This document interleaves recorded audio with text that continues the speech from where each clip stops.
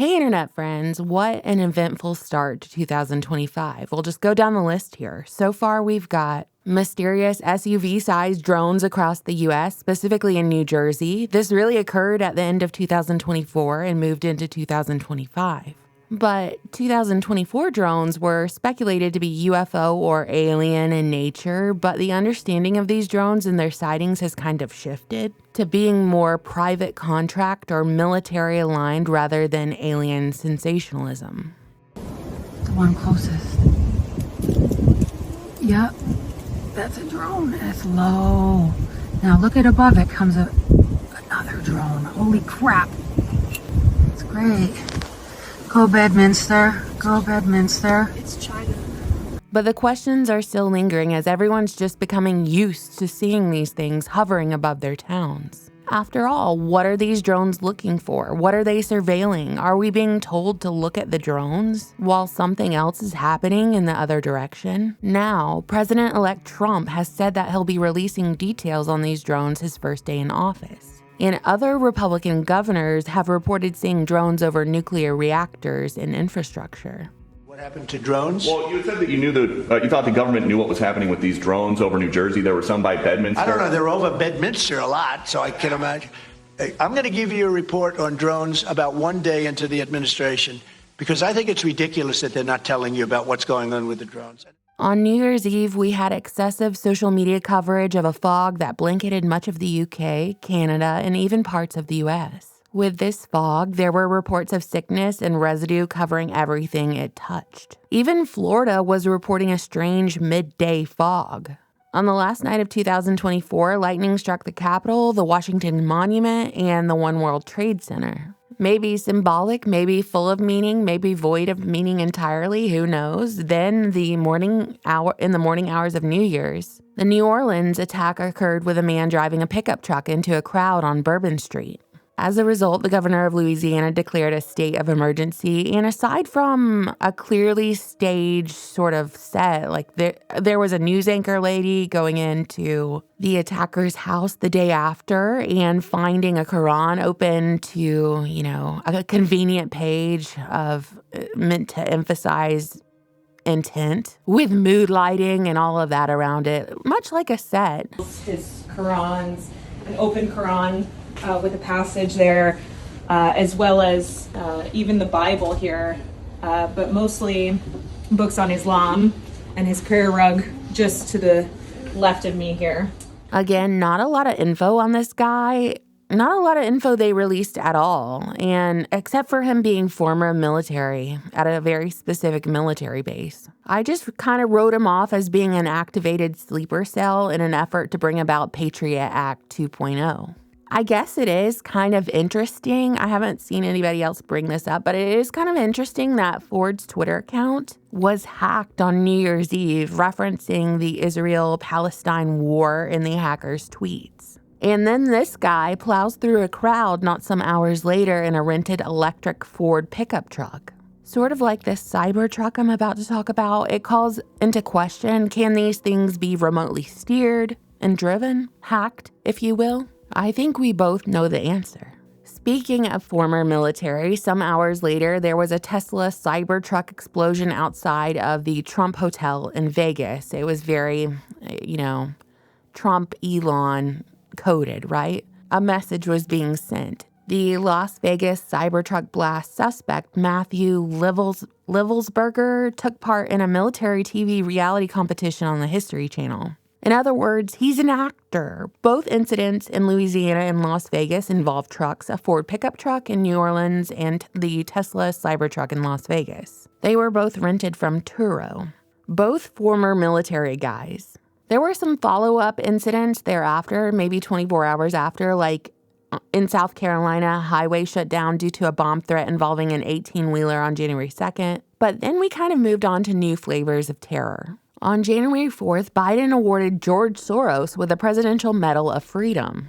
His son, Alex Soros, received this award. The other recipients of this medal were Hillary Clinton, Bono, and Bill Nye the Science Guy. It was so absurd when I saw the footage that I thought it was an SNL bit, but you remember when Obama gave the Presidential Medal of Freedom to Bill Gates?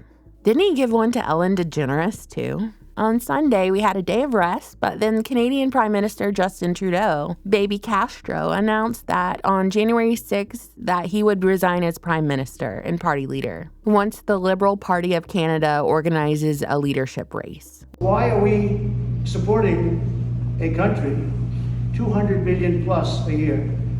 Our military is at their disposal. All of these other things, they should be a state. Within the same day, President-elect Trump had made his call for the United States and Canada to become one country even stronger, making Canada the 51st state. Some people think Trump's idea that Canada should become the 51st state is just a joke, while others like me think he's dead serious. Pretty much within the same breath, Trump proposed that the Gulf of Mexico should be renamed the Gulf of America. Assets, we're going to be changing the name of the Gulf of Mexico to the Gulf of America, which has a beautiful ring. Then somehow the idea was put out about the USA annexing or buying Greenland, with this series of pictures from Donald Trump Jr. and Charlie Kirk and whatever other pundits. Of course, this would give the U.S. more control over the Arctic, and especially in World War III Russia scenario. Listen, I really want to give this its own video, but as you can tell, I'm barely hanging on to my voice right now. I have a little cold. It's nothing serious, but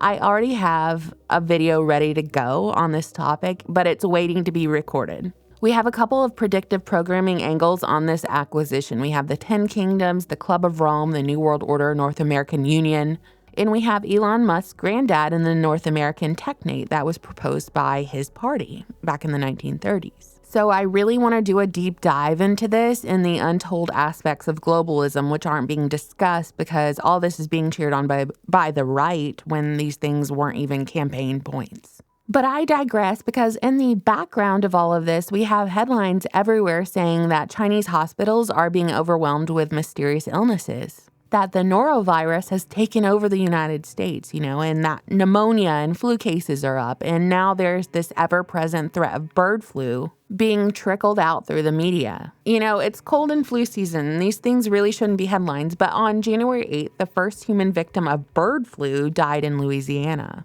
which is a super scary headline until you read that the victim was over 65 years old with pre-existing conditions. I'm watching this whole bird flu thing take shape because I keep seeing clearly dead internet bot accounts online saying, get rid of your backyard chickens and your bird baths and your bird feeders. Just fear-mongering, much like in the early days of COVID.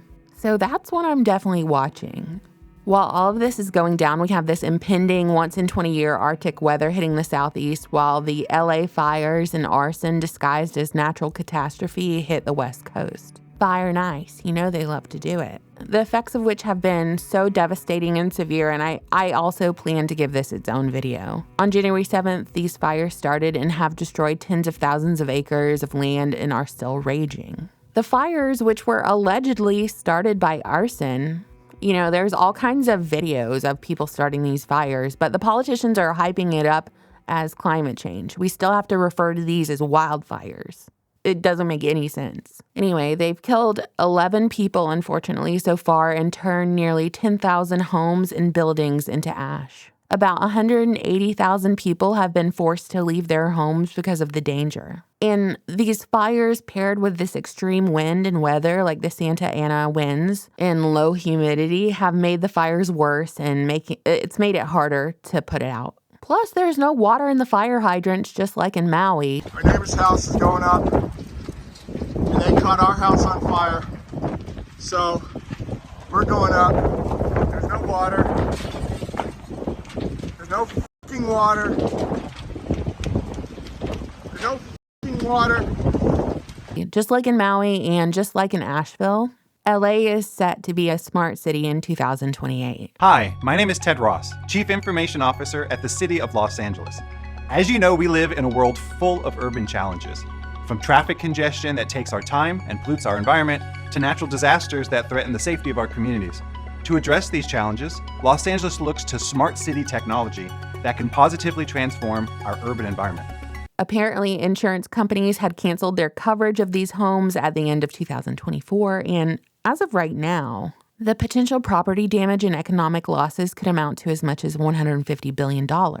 Remember that California is one of the most liberal states with the highest taxes in the country. And they've done all this pants on head, dumb stuff and limit everyone's water use for climate change. There's literally no amount of tax dollars you could allot to this state that would have made a single bit of difference. Not with these evil nerds in charge. But while California is burning, you already know that in Washington, D.C., they already approved $500 million to be sent to Ukraine.